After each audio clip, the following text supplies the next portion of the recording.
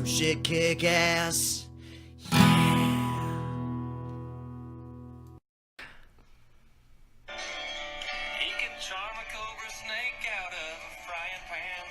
Oh. Oh, man. Lyrically, just the best song ever written. For a music fest. Just bear with us. Can't say no to Larry Joe. Hey! Oh, man. Larry Joe Taylor was last weekend, and it was a fucking hoot, wasn't it? What's up, heathens? Oh, yeah, but I didn't see you standing there. Hey, how are you? You're looking good, you motherfuckers. God. Sorry about the cuss words. We also don't know which camera we're looking at. Yeah, that one. Okay. We got a new dual setup camera today. Got a new dual setup camera. We're getting fancy with some shit. Yeah, we got just trying to up our game. Staying ahead of the times. Here. Staying ahead of the times. Do a standard Heathens Inc. episode after this little 30-minute recap of Larry Joe. Larry Joe Taylor. I'm still hungover. Actually, I'm hungover from last night, but you know, it carried over. It carried over. It's pretty much the same hangover if you never stop getting hungover. From 20 to 30, my life was just a hangover. Yeah. That's literally it. We had a great time, man. We got lucky and got to get a electric and water spot. So we didn't have to listen to fucking generators all night long. Damn, that kills you. That kills the vibe. I like noise when I'm sleeping. Like I sleep with a box fan on for the noise, but that, I mean, you can't get a good night's sleep out there anyways. First of all, you're not really sleeping. We were there from what, Wednesday night to Thursday night to Sunday morning. And I ate some beef jerky and 2 breakfast burritos. The whole time? That whole time. 3 days? Yes. Well, you drank a lot of beer. I drank a lot of beer. Those are carbs. Obviously, you could live off that for at least 5 days. 5 days for sure. I did that before, too, when I went for 5 days. But yeah, I didn't realize that. Luckily, they do have fucking vendors out there with food. Good fucking food, too. Good food. And the ladies that made our breakfast burritos that morning were badass. Yeah, dude. I don't know those ladies. I don't remember what their business was called, but shout out to the burrito ladies on the corner of the rodeo of the grounds as soon as you walk in there. Y'all know where that is. Y'all are the real MVPs of the morning. And it was so crazy that we had a moment there in line where we walk up. You walk to the side. I'm telling you guys, not him. He was there. You walk to the side and order, then you go get back in line. And for some reason, once we ordered, everybody just started lining up behind us. But why wasn't that happening before us? Is what I'm saying though. Like, I don't know. Everybody started lining up to the point where this lady's like, "Guys, if you want to order, you got to come over here." Yeah, because there's 2 different lines. You order here, and then you walk around, you stand in line, and wait for your order to be done. And nobody was catching on. So I was just like, hey, if you want a burrito, you got to stand over there. And, I mean, so matter of fact, like, guys, you're not understanding this. I'm not going to be like, hey, man, you got to go over there. And Clint just goes, if you want burritos, you got to order there. Like, why is this so? Why is it? Did they see us and they're like, those two guys look like they live by the rules. This must be the right thing to do. And we do. Yeah, for sure. Totally live all by all the rules of the land.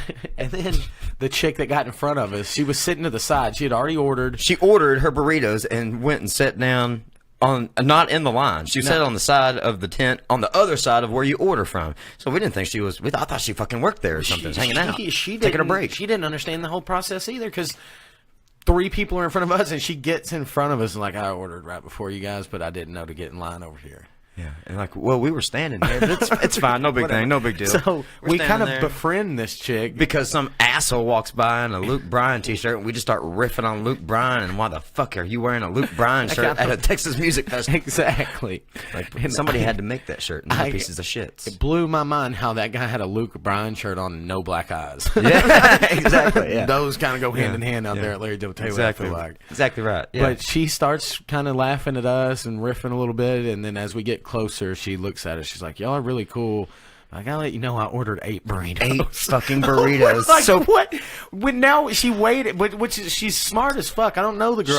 She did it right. She befriended us, and then broke the news. Yeah. Like she didn't want. We had a good piss us off moment immediately. of we connected on a level of knowing that this guy wearing this Luke Bryan t-shirt was a total piece of shit, and we hadn't even talked to him yet. Yeah, but we knew. We knew. We immediately judged him by the shirt he was Immediately wearing. judged him by his Luke Bryan t-shirt. But don't do that, heathens. It's not.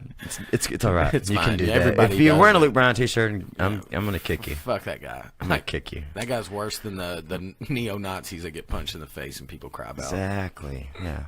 Yeah.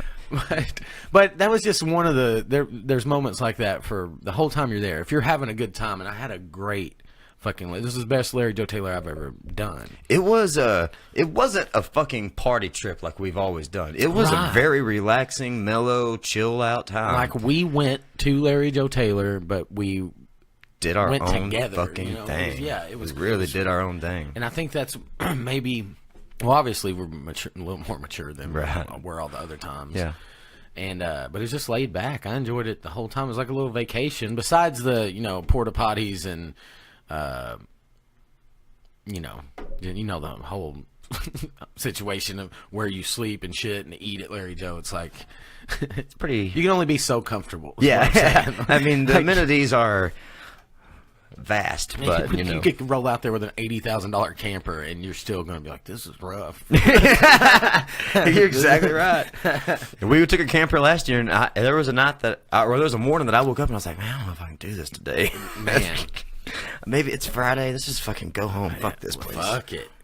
But all the shows were good. I don't really. I mean, you know how it is. Like the music's playing, but you're in this crowd and you're with everybody, so you're really just rocking out more than even. I don't even remember who we watched really, and it wasn't because I was wasted. But Yeah, honestly, I really only got real drunk one time, and that was Friday during the night. day. Friday during the I day, got and then not. really drunk Friday night. Yeah, But we fixed that. fixed that real quick. Had a good Fixed that time real after quick. that. Yep.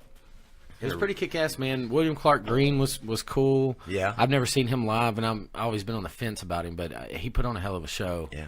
Let's talk about the elephant in the room here, Eric fucking Willis. Oh, my God. That changed your perspective on him. I Very mean, not much. that you weren't a fan, but now you're a fucking fan. Right. Huh? I mean, I've heard him acoustic, house parties. Or Hanging around the P2 fire, or whatever. or exactly. P2, yeah. I was over at Richard and Ashley's, and he was set up over there. Oh, yeah, I yeah. think it was Richard's birthday, maybe. I can't remember. Yeah, I think it and was. the dude, I mean, his voice is just insane, but Yeah. but that full band, they rocked. I mean, it was bluesy or some rock and roll, and they're soulful. That's exactly what it is. Super soulful. And comes so easy to him. Like it conveyed. There were I mean, I can't remember what song it was, but goosebumps rolling through my body. There were times in The my way they were so tightly. they were very tight. yeah. I've seen them before. That was the tightest that I've ever seen them. I think those guys were close to fucking petrified nervous because I would have been first off. Yeah. But and there wasn't a whole shit ton of people out there. It wasn't like the massive crowd that they would have had later on in the day. If Well, they we would had have been bad weather coming we too. had bad weather coming, and this was the first fucking person playing that So day it's- at morning. what time was it? It was noon. Yeah. It was noon. So- he played at noon, but fuck, they killed it. They really Very killed much it. so. They I mean, really killed it. I mean, I listened to. I think that they were nervous. They looked nervous a couple times, in my opinion, but. Who fuck would you? You're on the acoustic stage at Larry Joe Taylor. That in this genre of music, that's it. I mean, that's It means really a lot. it. I mean, it really means a lot to the scene and to be on the acoustic stage at Larry Joe Taylor is a big fucking deal. yeah, fuck yeah. I mean, Ray Wiley Hubbard plays up there. The funniest thing Fucking is Chris Knight. Eric Willis, 5 years before then, was playing on top of a camper out there instead. 5 years before that. And now he's on the acoustic stage. That just shows that if you follow your fucking dreams, man, you might heathen the fuck out. And it doesn't hurt to have awesome talent. Yeah, that works too. That helps. That helps. Like yeah. we're not saying go do whatever you want to do. Go do what you're good at to the best of your capability. Capabilities. You know what I'm Not saying? ability, because Like everybody's good at your something. perception of your ability is wrong. You think of capability. Go as far as you can until you know it sucks. Exactly. Yeah. Like if you really, I mean, I feel like we're not. That's a bad. And we're gonna save form. this because we're putting a pin in that because Yeah. this is supposed to be about a music festival. Yeah. We're getting real fucking deep. Yeah. But I wanted to make a connection there with Eric Willis, the way that I'm sure he was grateful, and I'm sure it was a great time for him. On the other hand, you have this Sam Riggs guy, Oh yeah, very true. douchebag fuck. I thought at first that this was rock and roll. What he did, he lit his guitar on fire, and smashed it, and right? smashed it. And they kicked him out of Larry Joe, and I was like, Because they told him that he couldn't do it, and he did it I anyways. didn't know that part. I wasn't aware that months ago he had asked, permission, and they're like, dude, we have to spend money on a permit for any kind of pyrotechnics, and you're the only guy that's going to have it, so we're not going to do it. And they're like, all right. and so they get up there, and his tour manager or stage manager or whatever puts a fire extinguisher over there, and a Tarrant County firefighter was actually on stage. He was Working the stage hand. yeah. And he's like, hey man, you're not supposed to have that. And he's like, well, we've been having equipment issues, overheating and stuff, so it's a safety concern. Like, we want this here in case our PA blows up or whatever. And the dude was like, all right. And the little motherfucker got up there and pulled out, like, it wasn't lighter fluid, it was fucking gasoline, dumped it on there, threw the little container to the side of the stage, open, lit his guitar on fire, smashed it. And when they were kicking him out, I read this article. It was something like Texas Music Monthly or something like that. Yeah. Anyways, they were there, so they were covering this. They saw it happen, and when the little shit found out that he really was getting kicked out by Larry Joe Taylor, he looked at the reporter and was like, "Can y'all film this happening?" So it was 100% selfish publicity stunt, is what it was. Yeah. Well, of course it was. Well, I mean, why if you the fucking fuck look you at go it, out there and fucking do like Eric did and blow people's goddamn minds, and you don't have to do fucking dumb because shit. honestly, people like Sam Riggs for the main fact that his songs are catchy fucking little tunes, and he's a mainstream. There's a really weird thing going on right now with this genre. There's a weird series of mainstream artists because they try to conform to. They want to be a part of the scene so bad, so they write these songs, and they're not bad songs, but some of them are, and some of them are fucking just to get that hook, just to get that song on the radio, so that way people will know who they are. And that's fine, because you want to get your exposure and you want to get your voice out, and no matter what your message is, you're going to have a point to get your foot into the door. Right. And that's what they're doing, and I understand that. But it's not what people like you and I are interested in seeing. Yeah, I don't appreciate it. I don't. And I feel like if he would have respected the wishes of Larry Joe and done what if he would have just smashed his fucking guitar and not lit it on, that would have been a fucking incredible show. Nobody does that there. Yeah, smash that motherfucker. That would have been enough. But you had to. It would have been enough. Betrayed somebody. He betrayed somebody. He betrayed the person that hired him. He bit the fucking hand that feeds. But I heard he played fucking Thursday night in Fort Worth. Of course. And they talked about it on the ranch, and I was like, dude, I don't That's what it's promote this guy about. That's what it was about, though. Yeah, exactly. It was him doing that so people would talk about it. Exactly. It's just unfortunate that it happened. Everybody else was fucking kick ass. Very I much played a couple of campfires that I thought I did really good. We kicked ass last night playing, by the way, too. We killed last night. Had the harmonica going, and we don't even play together, though. We don't even play together. We weren't ever. But I tell you what, windshield crack with that harmonica, fucking, was bad. It was pretty. It was really pretty. I appreciate. We need to dude. record that. Yeah, you got that harmonica out. I haven't heard you play. I played a long time ago. Yeah. And I was like, well, let's see how this goes. Because we floated a keg last night, people. We floated a keg with 5 of us. Yeah, there wasn't many. It was kind of stupid. I drank a 12-pack of Dos Equis before I even got into the keg. I got there at, 4? We got there like 4:30, and I didn't leave until 3. We didn't leave until 3 that morning. 3 this morning. We drank beer for almost 12 hours. Lacey and Brady stayed out there until 4, I think. We went in the house, and I was like, I guess I'm going to stand out here and talk. Man, it was a great fun conversation. Let's get back to the Larry Joe thing. Yeah. Lots of other good things about Larry Joe. Yeah, that campfire sitting over there by the porta potties. That was a great time after we got sitting over there, and it was fun. It was fun. Very fun. Nothing, but it, like we said, it was like I have the wheelchair story, and I have this, but like I didn't have a story from this. No, like that. except that you we had a stupid, great crazy time. Story. Exactly. We just had a great fucking time. But like you said again a minute ago, you know, it's maturity. We've matured so much over the years, and going to this festival, we know what to expect. We know how we can party if we want to party. We're veterans. We know how to do it correctly. And we're not so young. We're not spring chickens, so to speak, anymore. Exactly, man. And it was just a great time. I mean, I enjoy. Probably go next year, I guess. Yeah, I'm gonna go for probably 2 days next year. I'm not going. Yeah, I'm gonna go the weekend. 3 was one day too long, but it really was. I hadn't been in 2 years, and I wasn't even gonna go. I will be taking my camper next year. Fuck yeah. Fuck. Yeah, I mean, fuck a camp. Fuck a tent. Fuck a tent. I've taken tents before and had no problems. Well, I've had problems. Yeah, it rained and stormed and broke my tent. Part of it. I fixed it, no problem. We partied and didn't give a fuck because we went about our business. Because that's just what you do. That's what you do at Larry Joe. For 3 more days. 3 more days with the tent hanging about this far away from her head when she was sleeping. Like Larry Joe Taylor, if your shit breaks, you don't fucking leave. You just have broke shit. Adapt. You adapt. Exactly. Larry Joe Taylor is about survival and adaptation. For sure.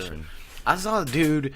You almost ran a guy over. No, you didn't. But he thought you were going to. You were moving your Jeep, and you were moving really slow. And I hear this guy on the other side go, "Well, I'm about to get hit by a fuck. I'm about to get ran the fuck over." And I look, and it's this younger dude, and his fucking no shirt on, and that was earlier in the morning. And I look, and his pants are just. I mean, there's no legs on them. The legs are there, but they're split like in 3 sections.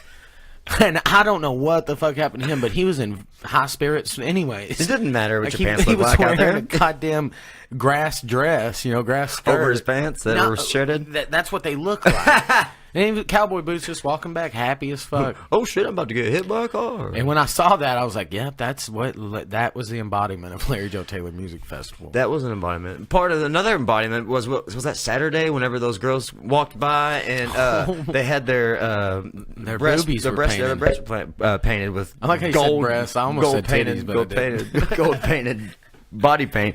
They walked by and then they walked back by and then this campsite directly across from us, they were like, "Hey, you want boobies painted?" Yeah. And they walked over there and another girl got her boobies painted. State of Texas on each nipple. Yeah. If memory serves correctly. And then one was just she was gold, just gold and sparkles. Gold breasted. Nicely chested. And both of them came over there and we talked for a little while. Yeah, she was super cool too. Cool. She was talking about psychedelics and stuff. Yeah, brought up psychedelics for some reason. I don't know why. And then she gave her number to Tara. She's like, "Yeah, take my number." I'm like, Larry Joe Taylor could get interesting for these two. That was also the embodiment of it too. Yeah.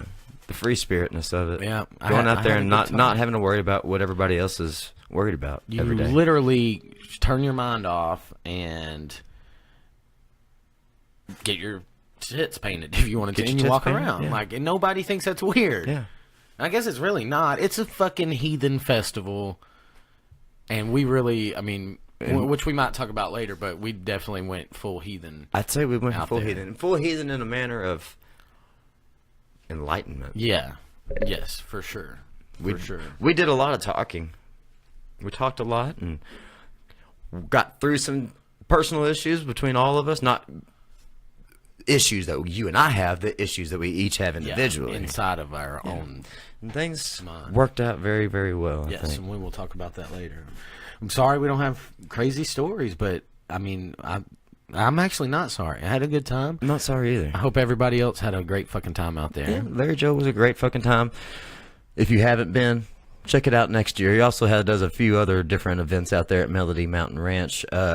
Rhymes and Vines is out there. Then he also does a few other different pretty cool little music fest type things where they go on vacations to, like, there's one, the Steamboat Springs. I don't think that's his, but he has a big hand in it, I'm sure. Oh, yeah, and then the cruising thing, he does the cruising thing for the ship cruising thing. And guitars and swim up bars. Yeah, right. Now they got all of those things, and but you guys go check that out, and if you think that it'd be something of interest to you, next year come find us. We might be see you there. Next year we are going to be doing a podcast there for sure. Not gonna bullshit you guys. We're gonna do it when we get there. There were extenuating circumstances. Lots of the last day we were there we were like, no, it wasn't gonna happen. We basically woke up different people. Yeah, exactly, 100%. They were like, we got to enjoy this day now.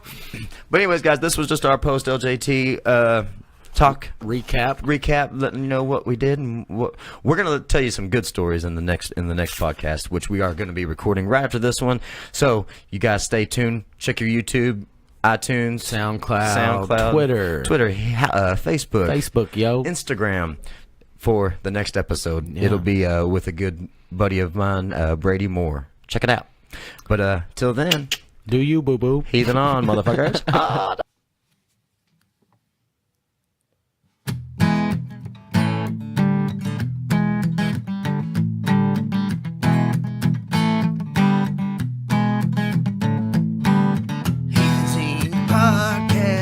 We came and kicked some ass.